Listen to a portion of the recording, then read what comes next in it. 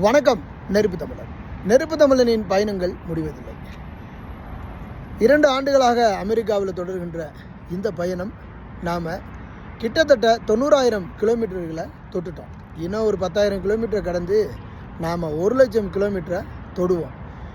சில பயணங்களை நான் பட்டியல் படுத்தலை, அதை விட்டுட்டேன். கடுமையான கொஞ்சம் வேலை சுமை காரணமாக விட்டுட்டேன். இருந்தாலும் கடைசியாக சவுத் கரோலினாவிலிருந்து நம்ம சிக்காகோ போனோம். சிக்காகோவிலிருந்து அதற்கப்புறம் யூட்டா வந்தோம். யூட்டாவிலிருந்து கொலராடோ வந்திருக்கிறோம். இப்போ கொலராடோவிலிருந்து நம்ம ஃப்ளோரிடாவை நோக்கி போக போகிறோம். ஃப்ளோரிடா என்னமோ தெரியல, மீண்டும் மீண்டும் நம்மை எப்போதுமே அன்போடும் அரவணைக்குதுன்னு கூட சொல்லலாம் போல்.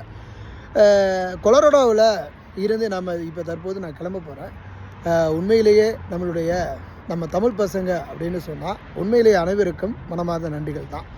அதாவது உணர்வோடு நம்மை அரவணைத்து உண்மையிலே அவர்களுடைய அன்பு மலையை பொழிந்த கொலராடோவில் இருக்கக்கூடிய அனைத்து தமிழ் சொந்தங்களுக்கும் நெருப்பு தமிழனுடைய மனமார்ந்த நன்றியையும், நெருப்பு தமிழனின் பயணங்கள் முடிவதில்லை என்பது ஒவ்வொரு நம்ம மாகாணத்திற்கு போகும்போதும் ஒவ்வொரு அனுபவங்களையும் நம்ம கற்றுக்கொண்டு தான் இருக்கிறோம்.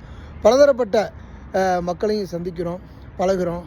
அந்த பகுதியில் இருக்கக்கூடிய நல்லது கெட்டது எல்லாவற்றையும் நம்ம பார்த்து கொண்டு இருக்கின்றோம். வாழ்க்கையில் ஏண்டா பிறந்தோம் அப்படின்னு நம்ம நினைப்பது இல்லை, ஏன் பிறந்து வாழ்ந்துக்கிட்டு இருக்கிறோம் அப்படின்னு நினைப்பதும் நாம் உண்மையிலேயே நாம் பிறந்த வாழ்க்கை என்பது அனுபவிப்பதற்குத்தான் என்பதை நீங்கள் ஒவ்வொருவரும் உணரணும்.